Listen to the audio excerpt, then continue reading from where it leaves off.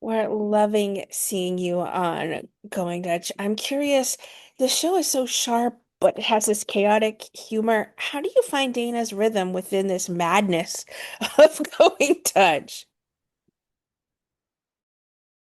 It's actually pretty easy to find Dana's rhythm because as an ensemble, most of us are somehow singers or some type of musician. There definitely is like a beat, there's a rhythm to especially group scenes.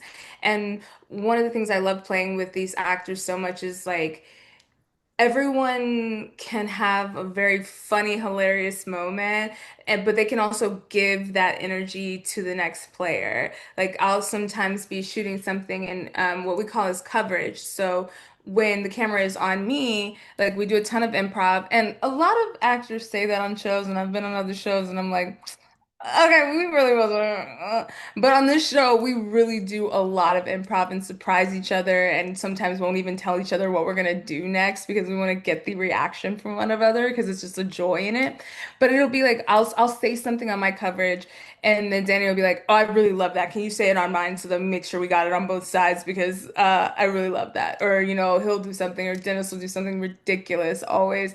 And it's always surprising and really fun. So the rhythm is kind of like we're all kind of like boom, boom, boom, bop, bam, but everybody knows to like give space and also to contribute as much as possible.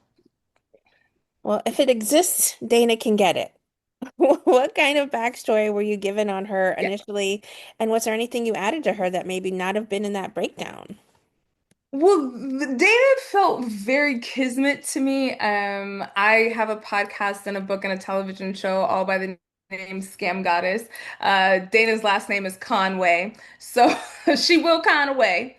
And when I initially went to the first table read, because I think I was the last person hired out of the immediate cast, and I didn't have much time to get from America to Ireland and like housing and all these situations, and so I kind of did something like a little illegal. Um, my bank would not let me transfer this amount of money to Ireland. They were like, "Girl, no." Like every time I tried. So I had to go to the bank and pull it out in cash. So I showed up to our first table read, which was also at our production office, with just like a stack full of cash that I was like using as a money phone. And everybody was like, "Who are you? What is going on?" I was like, "Look, I gotta do my little crimes. I gotta do, like sometimes you can't declare everything on the plane.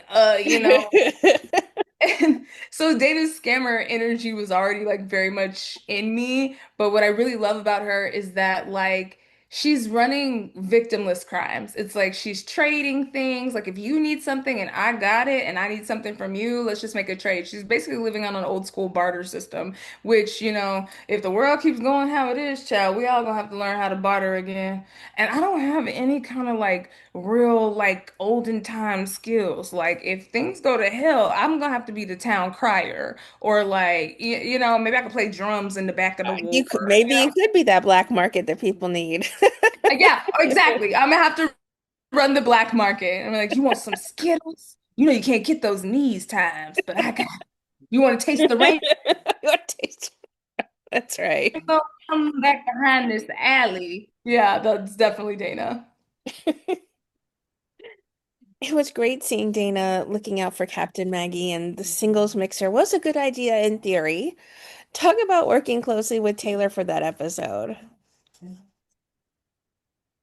I love working closely with Taylor. Kimmy directed that episode. Also, really always enjoy working with her. She always has on the most fabulous suit. Like, I love a director who gives us just like some eye candy when they pop up. But she's so thoughtful, and so is Taylor. And they care so much about their characters, as do I. And our relationship was really important to us, to where it's not just Dana always supporting Maggie without having her own life and her own actualization, you know what I mean? So we walk that balance of like, yes, I'm your supportive friend, but at the same time, I'm not like a stereotype trope of like, I'm gonna drive you to the airport, you get your man. It's like we're real friends. And that episode was so interesting to me. I wonder if I'm allowed to say this. I think I can. But because Taylor and I very much care about our characters super deeply. One of the things when I was arranging this like singles bachelor event for Taylor, got rid of all the other women, really gonna try to make sure she can find a good guy that she can have a healthy relationship with. Um, I was supposed to be targeting all of these kind of like, attractive, professional, successful men of the caliber that I deem Maggie. And we had like a little snafu. Um, And this was like a character note, and no one will know. No one will know if who they are. So I think I can say this, but I did have to go up to my director, Kimmy, and I was like, "Hey, Dana really loves Maggie, and some of the guys in this scene are just not hot enough. Like they're not sexy enough." And I was like, it kind of looks like I set her up. Like some of them are outside of the age range that would be appropriate for, like, it was just an open casting call. And no one really thought about it. And then when I was in the room, I was like, I'm her friend and I love her so much and I can get anything from anywhere. So like I don't want to set her up with some of these weird guys. It was a scene that we ended up like reshooting parts of with models. Oh, goodness. But it was really about the characters and like how much we love each other and how much we want to support each other. So yeah, wild things happen in television. It's great seeing that you guys work with some amazingly funny co-stars. Is it harder for you to keep it together when someone like Dennis Leary is improving? Um, Yes and no. I get pretty lucky sometimes where like when he's really going full out and Dennis like each take is going to be different. He's so great at improv. He really uses everything in the moment. And luckily a lot of times the cameras won't be on me when he's just being insane. And so I can laugh because no one's going to see me laugh. And that's happened many a time, especially during the second season. There's some speeches that he's going to give at like UN meetings that are just like out of this world. Like he, and each time he would do these long speeches, he would change something about it. There was another joke in there that we hadn't heard before. And one of my favorite things about working with Dennis, and so many experienced like comedic, strong actors in any facet, is that I also am entertained. Like sometimes I remember like, oh, I have a line coming up. Like, and I'm watching the TV show live, like, There's a lot of moments like that, for sure. Going Dutch has this unique mix of comedy with wackiness. Were there any scenes that you and the cast were cracking up so much that maybe it was harder for it to make it on camera or harder for you all to get through them? For sure. There's a scene without giving too much away where I'm dancing with a robot and just got really into it, fell over, like we all kind of Was that forgot you that or the Nicki cameras were Minaj? rolling. Because I've seen that video. I mean, The- Cardi B. I don't Cardi want no B. parts of that lady. That Now, was Cardi, Car yes, that was Cardi, Cardi B yes. who knocked over the And you robot. know what? It was the government. It was the Uh, government. No, but there are definitely scenes where we're all just trying not to break, or sometimes we have to look at different things not to. There's so many scenes that I've had with Hal where he's doing something absolutely ridiculous. He plays Corporal Papadakis, and sometimes I have to like look away because I'm on camera and I don't want to blow the take for everyone, but genuinely everyone cracks me up all the time. There was a scene that just came out in an episode where I'm kind of acting very suspicious and shady, and Taylor is following me. Maggie, she's following me, her friend, and she's like, something's up here, like she's being super shady. And I go into a store. And this wasn't planned. We didn't even realize this was just a thing, but Taylor found it where there was like this card holder and it was like super rickety and super loud. And she's supposed to be trying to follow me and be discreet and she doesn't want me to see her, but then she's like leaning around this card thing and it's like and I'm like I can see you. And I wasn't expecting it, and it was just something that she found, and it was very funny. And there were definitely takes where I had to like just look away from the camera and be like, well, we can't use this one, so Every day must be just such a blast for all of you. Is there a particular episode that was a favorite for you to film for this season, or maybe made it such something that made it such a standout for you? I'm absolutely going to say the Ruxo episode, the robot episode that we have coming up soon. Without giving away too much, like when wars happen in different places, like some people like deposit like like landmines and things like that. So these landmines could be there for like 70 years because this is no longer a place where like war is happening, right? So we get a robot that's supposed to detect landmines and do it for us. And the episode is very fun. We got to shoot a lot of it in this big, beautiful field. People watching it will never know, but it was pouring rain for most of it, but everyone was just like so hyped. The energy was crazy. We were having such a great time. There's like pyrotechnics. Like there's a lot going on. And everyone was really having a blast, even just like playing in the rain. So yeah, that's one of my favorites. And I just love when the cast can be together. Like we have our A Yeah. stories and our B stories, but whenever we're just all in the same place and everyone's just firing on all cylinders, it's even more fun because we get to just like hang out and have fun. What do you think it is about Going Dutch that just continues to make it such a fan favorite show to watch? I think it's the ensemble of it all. Like you can really tell that on and off screen we all really enjoy each other. And I mean, I know a lot of people will say that in this industry because like that's the polite thing to do, but to actually be around people that one you really deeply respect. Like I've loved Dennis's work my entire life. I've loved Danny Pudi's work. I've loved Taylor's work. Hal's younger, but I've seen him, in The Walking Dead and other things. Like to work with so many talented, creative people and also get the opportunity to learn from them on the job. Like I've picked up some little tips and some little tricks along the way and have fun on and off set. We go on adventures together in Ireland. We jump into the sea, we walk to the sauna, we go to dinner, we go out and we go to we went to this is a Celtic necklace. Like this is how much shooting in Ireland has affected me that I was like, my people, like my people.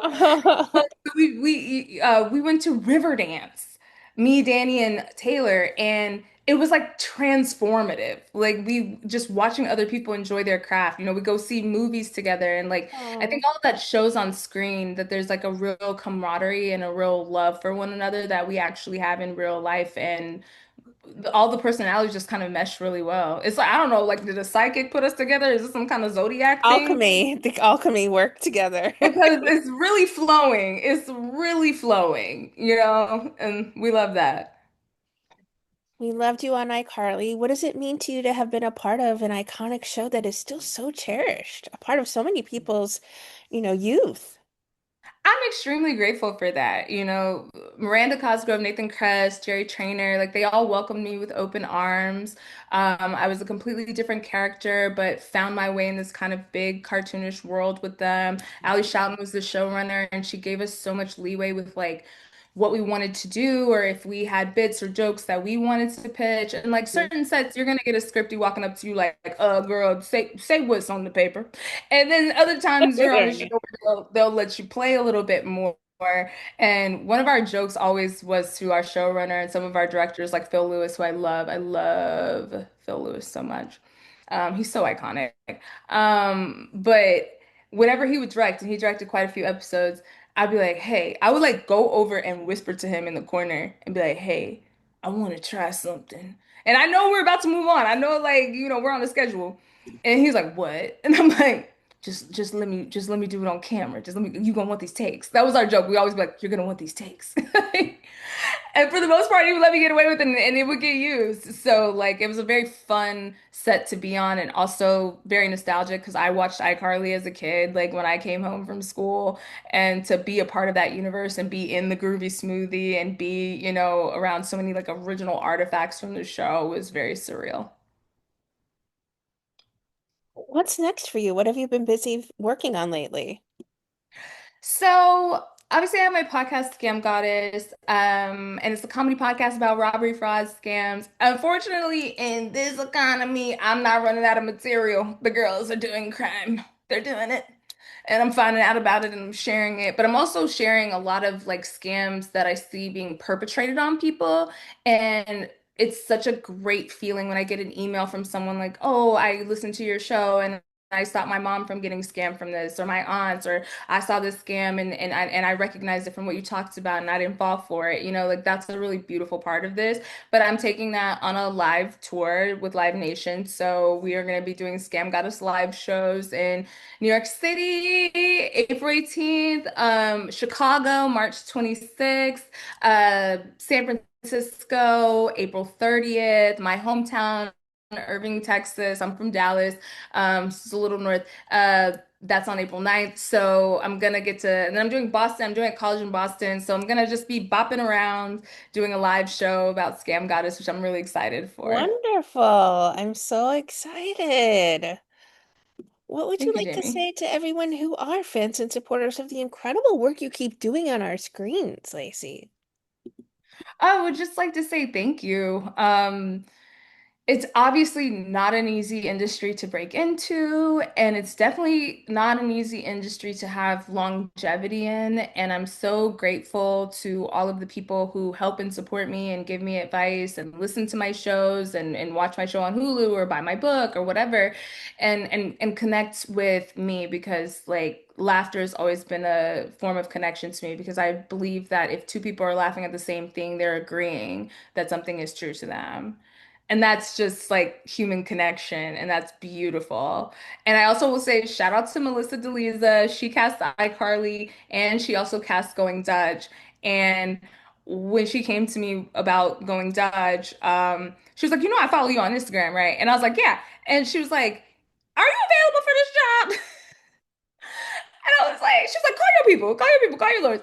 And like worked it all out. It all was like kind of like a kismet miracle. I mean, Joel Cooper, who's the showrunner of the show, he does so much hard work to really give every character life, and the whole writer's room really just puts in such an effort. And you can tell when people have genuine joy about something. And to work on a show with someone who is like so legendary as Dennis Leary and see how much he cares, how virile he is, how it's like it's 5:30 in the morning and he kicking down the makeup trailer, turning up the Missy Elliott, "What's up, mother effers? Let's get to work." Like it's like to have that kind of leadership at the helm where they care so much. And I mean, you know, his son Jack is also an executive producer. They're all so leaned in and they're really locked in and really appreciate what we're doing and also contribute so much. It's just so much to look forward to and to look up to, especially in this industry. Like when you just find a lot of good people who love to work hard and love to play hard, like that's a blessing. So I hope that comes through the screen when you're watching Going Dutch, or if you're listening to my podcast, Scam Goddess, or my book, Scam Goddess, or my television show, Scam Goddess. Like I keep the brand strong, you know, very. So Gotta yeah. get off. Is there a website then people can go to keep up with everything you've got going on as well? I mean, yeah, I mean, you can follow me, DIVALACI, Diva Lacy on all platforms, Scam Goddess. You can follow us on Instagram, Twitter, TikTok. And then, y'all, girlies, get on Ticketmaster and get these live show tickets before they're gone because I Absolutely. throw a wang dang doodle. And we have a brilliant show that we're so excited to share with people this spring. So, yeah. Well, thank you again, Lacey, so much for all of your time. Those were all of my questions. Appreciate the questions that you've asked me because obviously like I work in this industry and like you kind of start to hear the same thing over and over Oh, again. yes. But when you get someone who's like really thoughtfully interested in the work that you do, it's such a blessing, and it's just a blessing to be able to do the art that I love. I've always dreamt of being, you know, a performer and an entertainer from the age of 5 years old, and to be able to do that professionally, I do not take it lightly. I know that it's a huge blessing, and I try to bring the best of myself to everything I do, even if I'm not feeling great that day. Like entertainment, it's such a gift when you can do it right and you can really share joy with people. So it means so much that you're even interested in, asking me these questions. And I'm really excited about the future. I really hope people enjoy season two of Going Dutch because we put our hearts and our souls into it. And we laughed just as much as I think that everyone else will. We also took 4 months away from our families, from our friends, from Gotta our go overseas for this. yeah, to do this. And that's a sacrifice. And to see family men like Dennis Leary and Danny Pudi and Kimmy and like, I mean, Taylor, the first season, she got married and then flew back to work. That is That's dedication. commitment.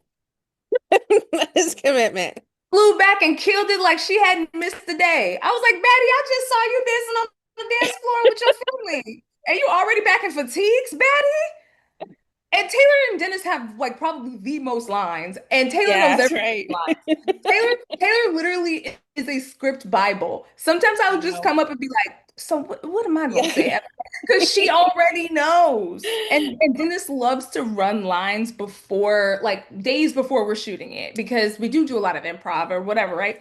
And I remember one time we were by an airplane hangar and we were just finishing shooting this scene, and they started running lines. I'm standing next to them. It's Danny, Dennis, and Taylor. They start running lines, right? This is not for today's episode. This is not for what we're shooting today. They get to a point where everybody just stops and breathes and looks at me.